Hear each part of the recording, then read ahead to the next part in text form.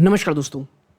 आज जिस स्टॉक की चर्चा करने वाला हूं दोस्तों मैं, अगर आप मेरे पुराने व्यूवर्स हैं, आप पिछले समय में जितने मेरे वीडियोस बने स्टॉक स्पेसिफिक में, हमेशा से मैं स्टॉक में बुलिश रहा हूं। जैसे ही स्टॉक 250 के आसपास आया है, इवन जो 200 के आसपास आया था, लगातार विद फुल कन्विक्शन मैंने कहा था इससे अच्छा मौका आपको खरीदारी के लिए फॉर अ लॉन्गर टर्म नहीं मिलेगा। उस समय बहुत ज़्यादा पैनिक की सिचुएशन थी।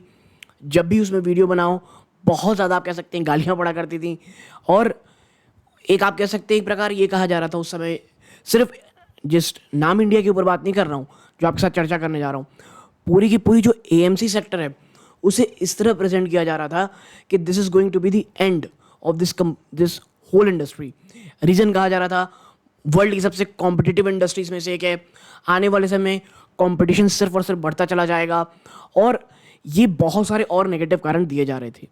ठीक है, उस समय मैं लगातार वीडियो बना करके, चाहे वो कंप्लीट एनालिसिस के टर्म में हो, चाहे वो आप कह सकते हैं क्यों मुझे ये बहुत अच्छी वैल्यूएशन में मिल रहा था ये स्टॉक, प्लस उन निवेशकों के लिए खासकर जिनके स्टॉक जिनके पोर्टफोलियो में कोई भी एक अच्छा डिविडेंड स्टॉक, प्लस जो आप कह सकते हैं प्राइस वाइज थोड़ा कम हो, और सिर्फ आज ही नहीं आने वाले कई सालों तक वो डिविडेंड देने की गारंटी देता हो, क्योंकि वो एक बहुत ज़्यादा एसेट लाइट मॉडल हो उनके बिजनेस का, और आप कह सकते हैं कि वो काफ़ी हद तक अपने निवेशकों को डिविडेंड पे कर सकता हो। तो उस समय दोस्तों जिस स्टॉक की चर्चा की थी मैंने, जो मैंने पहले बताया, नाम इंडिया, उसी के ऊपर आज चर्चा करने आया हूँ। क्योंकि आज दोस्तों बहुत ज़्यादा क्वेरीज, यानी आप कह सकते हैं चाहे वो सोशल मीडिया के माध्यम से हो, कमेंट सेक्शन में हो, इस स्टॉक स्पेसिफिक की बहुत सारी जानकारी, आप कह सकते हैं बहुत सारी, आप कह सकते हैं न्यूज़ बन रही है और कमेंट्स आ रहे हैं दोस्तों कि इस स्टॉक में अब क्या करें। इतना ही नहीं, सीरियस इन्वेस्टर ग्रुप के मेंबर्स को दोस्तों मैंने इस स्टॉक को 230 के आसपास, फिर 200 के आसपास ह्यूज अमाउंट में एक्यूमुलेट करने की बात कही थी। और अब वहाँ से भी आप कह सकते हैं कमेंट आ रहे हैं कि भाई अब इसमें करें तो करें क्या इन स्तरों पे स्टॉक को खरीदारी और करना है या क्या करना है। तो मुझे लगा एक पब्लिक वीडियो बनाना चाहिए जहाँ पर तमाम जो लोग हैं उनके साथ भी चीज़ें शेयर करनी चाहिए। तो दोस्तों आगे बढ़ने से पहले आपको अगर काम अच्छा लगता हो, अगर आपको मेरी वीडियोस अच्छी लगती हो, प्लीज़ चैनल को ज़रूर सब्सक्राइब किया कीजिए और ऑल नोटिफिकेशन बेल को दबाया कीजिए। आप ऐसा करते हैं दोस्तों, बहुत मोटिवेशन मिलती है दोस्तों। ठीक है, और वीडियो को लाइक करके दोस्तों के साथ शेयर ज़रूर कीजिएगा। आप हमारे free of cost Telegram channel को ज्वाइन करना चाहते हैं, लिंक डिस्क्रिप्शन बॉक्स में आप जा करके उसे ज्वाइन कर सकते हैं।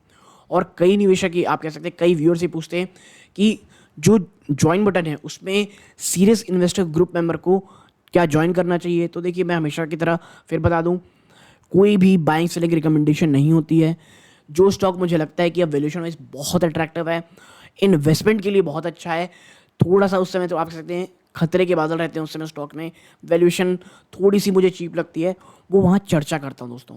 और अगर आप सिर्फ अपने कमेंट को हाईलाइट कराना चाहते हैं तो आप बिगिनर्स ग्रुप को भी ज्वाइन कर सकते हैं दोस्तों। ठीक है, तो ये बहुत सारे समय से डाउट आ रहा था, तो मुझे लगा क्लियर करना चाहिए। अब वापस से आते हैं स्टॉक पे अपने। देखिए, क्या बातें उस समय गलत चल रही थी? बिल्कुल नहीं। आज भी मैं आपको बता दूं, बहुत सारी चीज़ें ऐसी हैं, ये एक हाईली कॉम्पिटिटिव एनवायरनमेंट में काम कर रहा है, प्लस आने वाले समय में कॉम्पिटिटिव इंटेंसिटीज़ के साथ साथ मार्जिन में भी प्रेशर शायद आपको देखने को मिले। तीसरी चीज़ दोस्तों, ये ऐसी चीज़ है जो हर कोई इसमें अब इस इंडस्ट्री में आना चाहता है दोस्तों, क्योंकि बहुत ही ज़्यादा, अगर आप एवरेज देखेंगे यूएस से और अन्य बड़े मार्केट से, हम आज भी बहुत अंडर पेनिट्रेटेड हैं। ठीक है, तो everybody wants a piece of pie. इसी कारण से कह रहा हूँ, कॉम्पिटिटिव इंटेंसिटी तो बढ़ रही है, लेकिन बिजनेस भी कम नहीं होने वाला दोस्तों।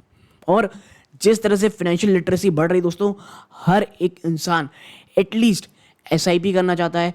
और अभी मैं एक, आप कह सकते हैं, आर्टिकल पढ़ रहा था, निपॉन इंडिया की बहुत सारी ऐसी स्कीम्स हैं, खास करके इसका जो दबदबा ईटीएफ सेक्टर में, उसे कोई चैलेंज नहीं कर सकता। वो अपने आप में बहुत ज़्यादा शानदार हैं दोस्तों। तो वो भी एक काफ़ी अच्छा बिजनेस था।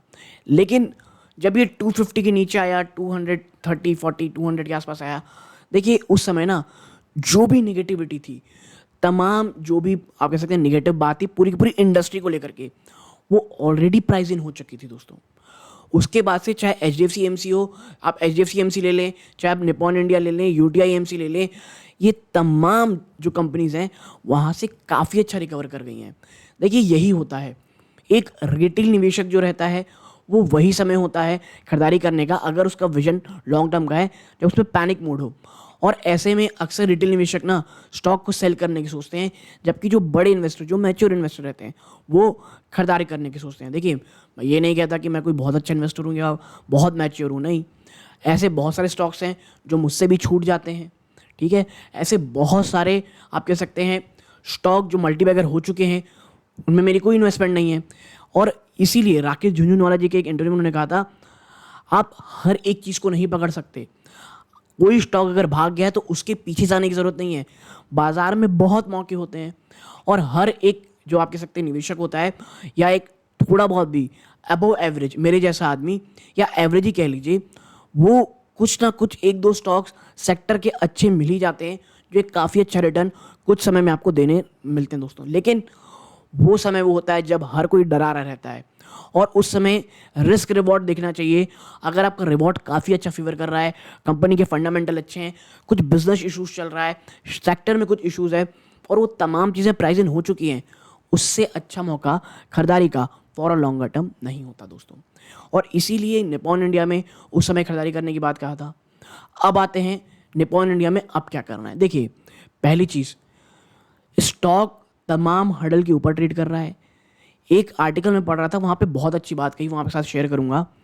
330 के ऊपर अगर ये स्टॉक सस्टेन कर जाता है दोस्तों, उसके बाद 360 375 के बीच ये 15 रुपये मुझे लगता है हर्डल का काम करेगा।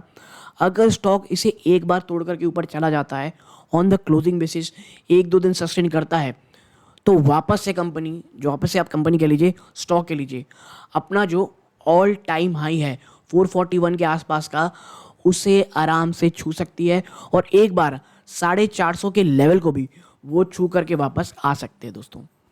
लेकिन इन स्तरों पे अब इन्वेस्ट करने की बात कहेंगे तो मैं थोड़ा सा आप कह सकते हैं झिझकता हूँ कि जब स्टॉक ऑलरेडी, देखिए जब मैंने ये बात कही थी ना, स्टॉक ऑलरेडी 67 आप कहते हैं 70% का रिटर्न अपने निवेशकों को दे चुका है ऑलरेडी, प्लस इसके साथ साथ कुछ समय पहले आप देखेंगे 7.5 रुपये का ऑलरेडी स्टॉक ने अपने निवेशकों को डिविडेंड भी दिया था। और इसीलिए मैं कहता हूं, अगर वो निवेशक जिनके पास डिविडेंड स्टॉक नहीं थे, जो एक लॉन्ग टर्म की सोच रखते हैं, उनके पास निपॉन इंडिया में निवेश करने का उससे अच्छा मौका नहीं था दोस्तों, ठीक है। तो इन स्तरों पे अगर आप कह सकते हैं भाई मुझे ट्रेड करना है, तो ट्रेड आप जैसा चाहें कर सकते हैं, इट्स अप टू यू। लेकिन बात रही इन्वेस्टमेंट की दोस्तों, तो इन स्तरों से इन्वेस्ट करना मुझे उतना सही नहीं लगता। हाँ, अगर आप एक्यूमुलेशन स्टार्ट करना सकते हैं, मैं हमेशा कहता हूँ ये वो कंपनी है जहाँ पे आप कभी भी एक्यूमुलेशन धीरे धीरे स्टार्ट कर सकते हैं। डिस्क्लोजर के रूप में मैं बता दूँ, मेरी या मेरी फैमिली मेम्बर की दोस्तों स्टॉक पे इन्वेस्टमेंट है, और सीरियस इन्वेस्टर ग्रुप में मैं काफ़ी बार इस स्टॉक पे चर्चा कर चुका हूँ कि भाई जैसे ही 250 के आसपास आया स्टॉक, काफ़ी अच्छा ये कह सकते हैं एक्यूमुलेशन वो टाइम था। और 300 के पहले अगर आप रिस्क थोड़ा ज़्यादा था तो 300 के नीचे आप एक्यूमुलेट कर सकते थे, बट ये जो 200 से लेकर 230 का लेवल था ना, ये गोल्डन 30 रुपये थे दोस्तों, जहाँ पे as a long term investment किया जा सकता था। मैंने जैसे पहले कहा, कंपनी ख़राब नहीं दोस्तों। हाँ, कॉम्पिटिटिव इंटेंसिटी बनी रहेगी। सरकार की तरफ से जो आप कह सकते हैं, जो एक जो म्यूचुअल फंड इंडस्ट्री जो एक आप कह सकते हैं चार्ज करती है, चार्ज में कैप लगाने की बात चल रही है, जिसके कारण एक और दबाव का माहौल था। तो ये जब न्यूज़ आएगी तो शायद उसके बाद थोड़ी बहुत गिरावट देखने को मिले, बट करेंटली ऐसा कुछ नहीं है। हमेशा स्टॉक में जब यूफोरिया आ गया हो, हर कोई खरीदारी करने की बात कर रहा हो, तब आप ट्रेड कर सकते हैं, मोमेंटम स्टॉक में ट्रेड कीजिए। इन्वेस्टमेंट मोमेंटम स्टॉक में नहीं, फीलिंग स्टॉक में किया जाता है दोस्तों, ठीक है। तो यहाँ तक आप जुड़े रहे। अगर आप, मैं फिर कहूँगा, वीडियो अच्छा लगा हो प्लीज़ लाइक कीजिए, चैनल को ज़रूर सब्सक्राइब कीजिए, क्योंकि इस प्रकार की वीडियोस बनाने की में बहुत मेहनत लगती है दोस्तों। और कंप्लीट एनालिसिस का वीडियो एक तैयार था, लेकिन मुझे लगा आज स्टॉक के ऊपर बनाना चाहिए क्योंकि बहुत सारी क्वेरीज थी। आज शाम को या तो कल एक कंप्लीट एनालिसिस का वीडियो आपके सामने मैं लेकर के आने वाला हूँ, एक ऑटो एंसिलरी स्टॉक का। कमेंट बॉक्स में बताइएगा कौन सा स्टॉक हो सकता है, और आपको कोई और क्वेरी हो किसी और स्टॉक में कंप्लीट एनालिसिस का वीडियो बनवाना हो, कमेंट बॉक्स में बताइए। अगर आप चाहते हैं वीडियो जल्दी बने और कमेंट करना चाहते हैं तो सीरियस इन्वेस्टर ग्रुप ज्वाइन कर सकते हैं, या बिगिनर्स ग्रुप भी ज्वाइन करेंगे, इट विल बी ओके। तो यहाँ तक जुड़े रहे, ये इस वीडियो का अंत है दोस्तों। चैनल सब्सक्राइब करके वीडियो को लाइक ज़रूर कीजिएगा। जय हिंद दोस्तों।